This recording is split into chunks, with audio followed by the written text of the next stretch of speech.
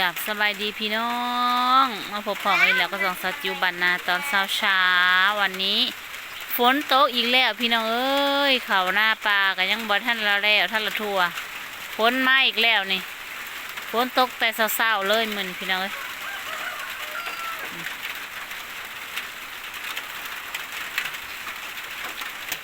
หลายคนก็สิเกี่ยวข่าวใส่ฝนพี่น้องเอ้ยตรงหน้าซับปนีก็ยังไม่ได้แล้วเลยกำลังซุกเรืองเต็มผม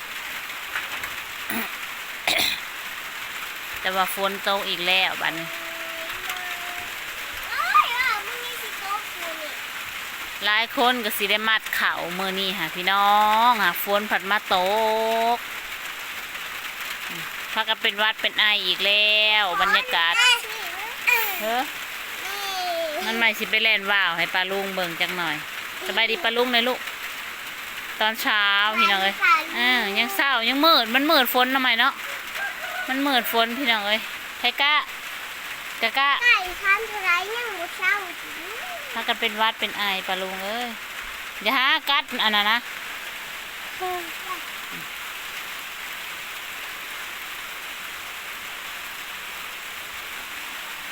ย่างด้วยย่างปลาลุงเบิ่งด้วยย่างเป็นอะไรได้ปลาลุงเลยน่ะแจ๊ยิ้มหวานพอรอยิ้มหวานดูไทก้าถามยิ้มหวานด้วยลูกอย่าไปเปิดประตูลงได้โต๊ะลงหันใต้ขลอได้เต้นตึงเตะเตะตึงเตะ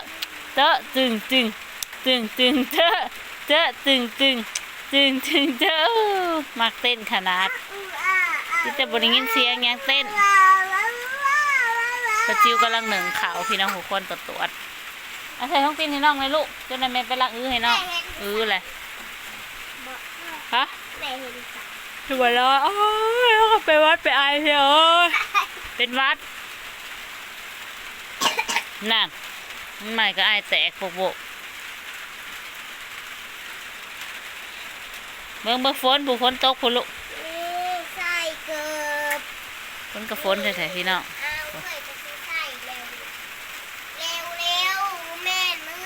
ตีนว่าเห็นลมได้แหละ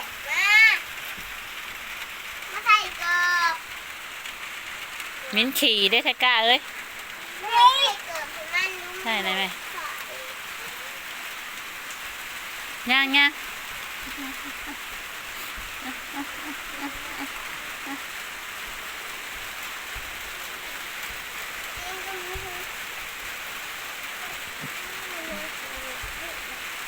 ใส่น้องโซบใส่น้องได้ไหมโซบใส่ในตีนน้องนะ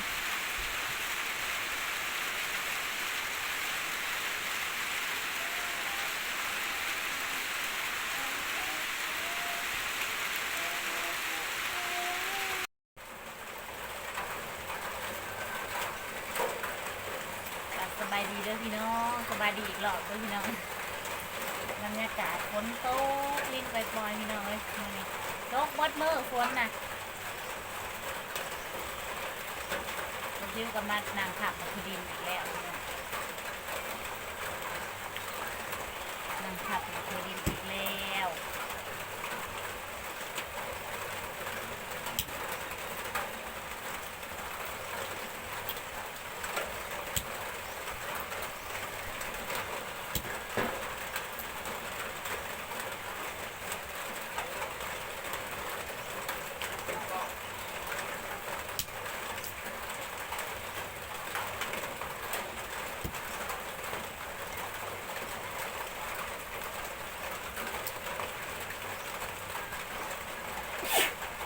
เป็นวัดพี่น้องฝนตกอากาศมันเริ่มเย็นแล้วค่ะน้องฝนตกกว่านี้แห้งหนาวมันไม่ก้อยอูน้องเลยทำไมเอ้ย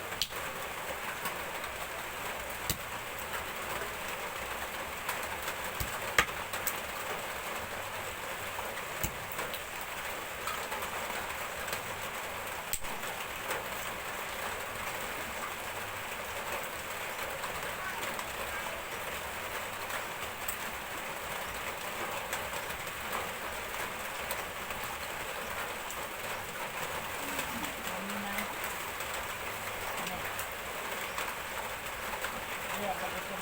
ใส่อะไรนี้ไม่เอาตรงนี้น้ำใส่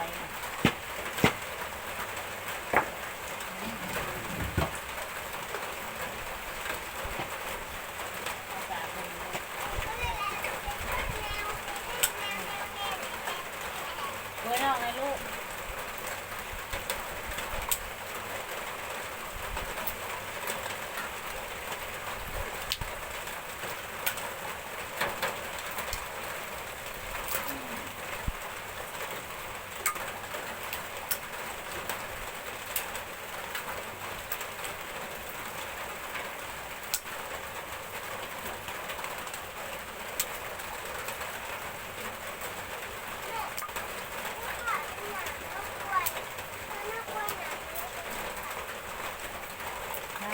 ลาบบอล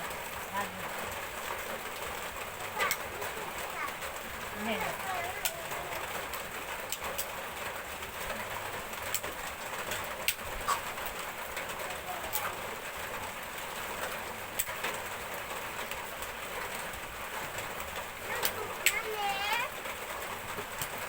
ไปเนาะ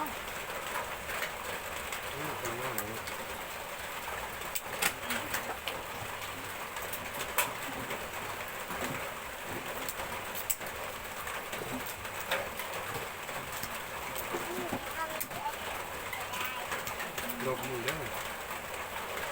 นั่นมันไม่ใส่ลบมือดูกินยังไม่ใส่นั่นแล้วตอนนี้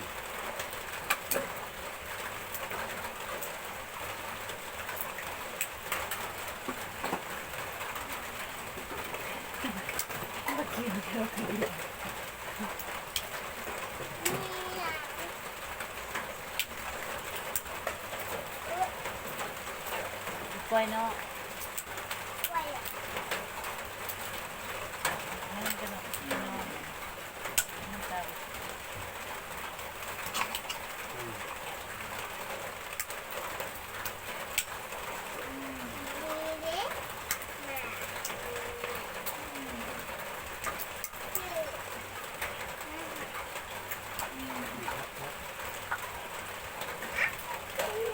ท่านผู้ดังเป็นวัด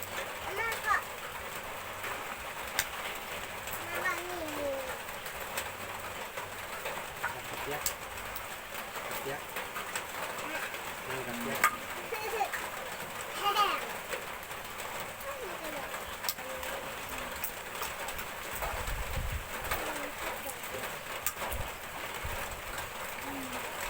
็นเรื่องกับเจี๊ยบ มันสวีนะหอมแดดเลยดิมันจะท้องพอใหญ่เลยท้องพอใหญ่เนี่ย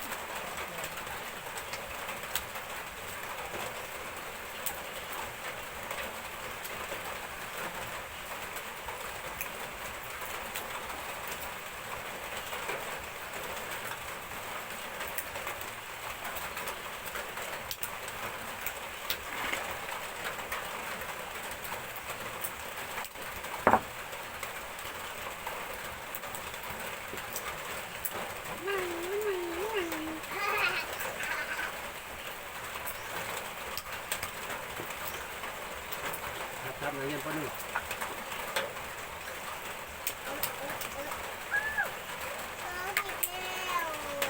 ไข่นอกสิปลูกตัวเนาะมีตัวอีกบ่ปลูกตัวเกี่ยวเก็บเม็ดมันขายเลยขายหนักขายเม็ดมัน เนาะนักเรียนป .1 ขนาดนี้เลยเล่มเอามาเที่ยงนอกมานั่งที่ตรงนี้เป็นไก่แล้วเล่มเอาตะวันนอกเนาะเอ้ยเคยดินกระดาษ ทำนักเรียนป .1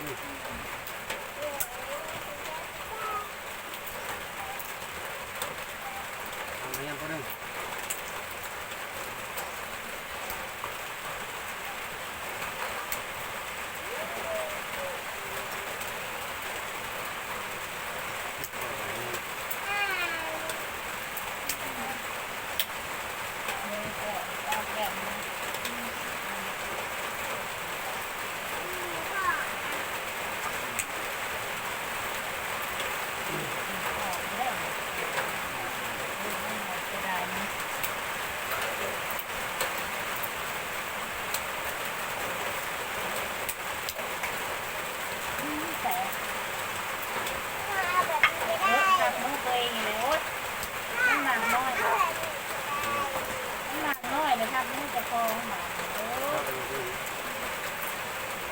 นี้ตัวหนึ่ง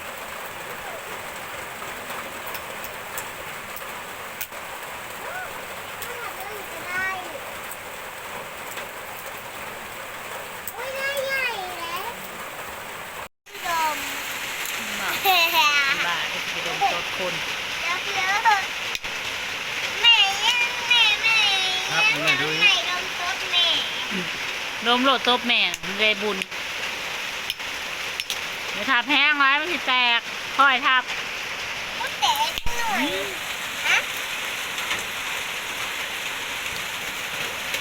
ค่อยทับลูก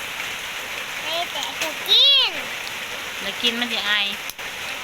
มันไว้แตกโอยในบักใหญ่ก็กินมันนี่มันกินกระดกกระเดียมันแล้วเลือกเอาไปขัวในใหญ่มันนั่นเลือกในแตกมันน่ะเลือกไปขัวมาแล้วใจในน่ะกินไม่ได้กระดกกระเดียแท้ ครับนั่นไม่ดูตาดูนี่ บรรยากาศฝนเล่นพี่น้องลินเบิดมือน้องมันใหม่ไปทับทุดินลูกไปอะไรคือโบเก็บให้มันเบิดพ่อมึงสมเหตุเหี้ยแต่มึงทุดินอันนี้นะพอไส้ก็เห็ดเหี้ยไทยลูก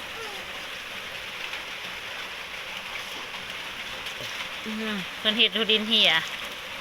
น้องมันใหม่ทับหมักทุดินทับลูก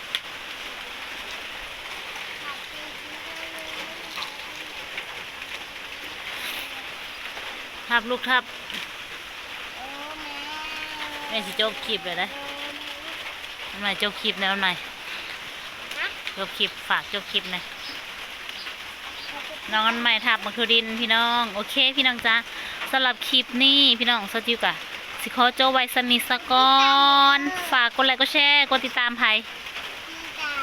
ช่องสาวจิวบันนาฝากกดติดตามหลายๆนี่เด้อบ๊ายบายเดี๋ยวมาพบกันใหม่